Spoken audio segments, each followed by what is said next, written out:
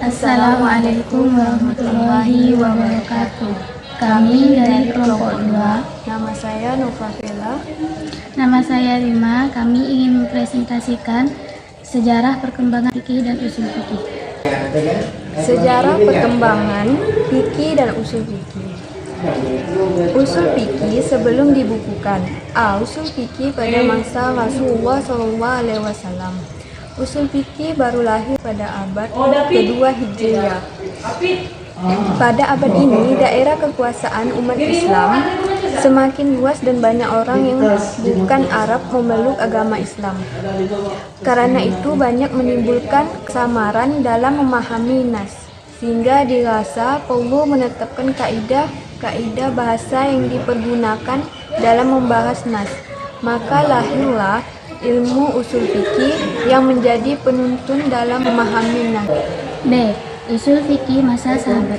Meninggalnya Rasulullah SAW memunculkan tantangan baru bagi para sahabat. Munculnya kasus-kasus baru menuntut sahabat untuk memecahkan hukum dengan kemampuan mereka atau dengan fasilitas politik. Sebagian sahabat sudah dikenal memiliki kelebihan di bidang hukum, di antaranya Ali bin Abi Thalib, Umar bin Khattab, Abdullah bin Mas'ud, Abdullah bin Abbas, dan Abdullah bin Umar. Karir mereka berfatwa sebagian telah dimulai pada masa Nabi Muhammad SAW sendiri. C. Usul fikih masa tabi'in. Masa tabi'in banyak yang melakukan istinbat dengan berbagai sudut pandang dan akhirnya juga mempengaruhi konsekuensi hukum dari suatu masalah. Contohnya ulama fikih Irak lebih dikenal dengan penggunaan ar-ra'yu dalam setiap kasus yang dihadapi mereka mencari ilatnya, sehingga dengan ilat ini mereka dapat menyamakan hukum kasus yang dihadapi dengan kasus yang sudah ada nasnya. Adapun para ulama Madinah banyak menggunakan hadis-hadis Rasulullah SAW karena mereka dengan mudah melacak sunnah Rasulullah di daerah tersebut. Disinilah awal perbedaan dalam mengistinbat hukum di kalangan ulama fikih. Pembukuan usul fikih. Salah satu pendorong diperlukan pembukaan usul fikih adalah perkembangan wilayah Islam yang semakin luas, sehingga tidak jarang menyebabkan timbulnya berbagai persoalan yang belum diketahui penduduknya. Untuk itu, para ulama Islam membutuhkan kaidah-kaidah hukum yang sudah dibukukan untuk dijadikan rujukan dan menggali dan menetapkan hukum. Perkembangan usul fikih. Secara garis besarnya, perkembangan usul fikih dapat dibagi dalam 3 tahap, yaitu tahap awal abad 3 Hijriah, tahap perkembangan abad 4 Hijriah, dan tahap penyempurnaan abad 5 Hijriah. Masing-masing tahapan akan diuraikan di bawah ini. Tahap awal abad 3 Hijriah. Kebangkitan pemikiran pada masa ini ditandai dengan didorong untuk disusunnya metode berpikir fikih yang disebut usul fikih. B. Tahap perkembangan abad 4 Hijriah. Khusus di bidang pemikiran fikih Islam abad 4 Hijriah ini mempunyai karakteristik tersendiri dalam kerangka sejarah tasrih Islam. Pemikiran liberal Islam berdasarkan ijtihad berhenti pada abad ini.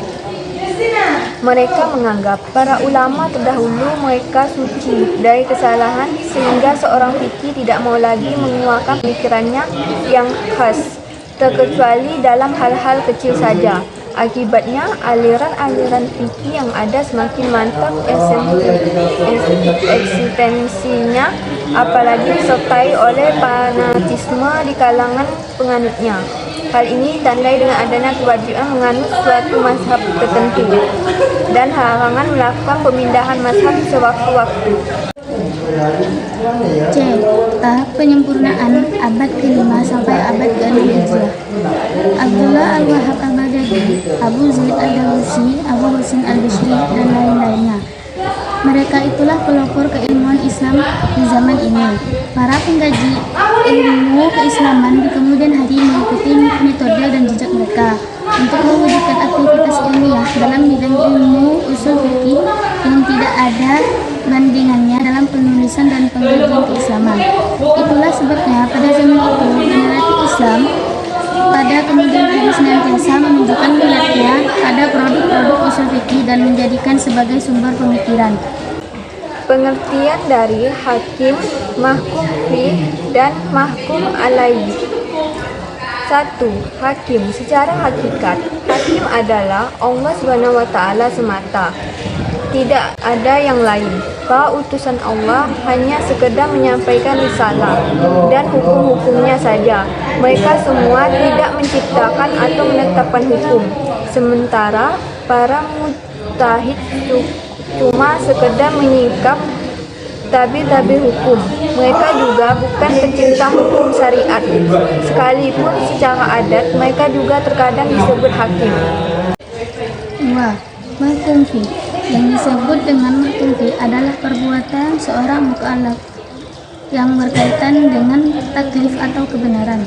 Taklif yang berasal dari Allah ditunjukkan kepada manusia setiap perbuatan-perbuatannya.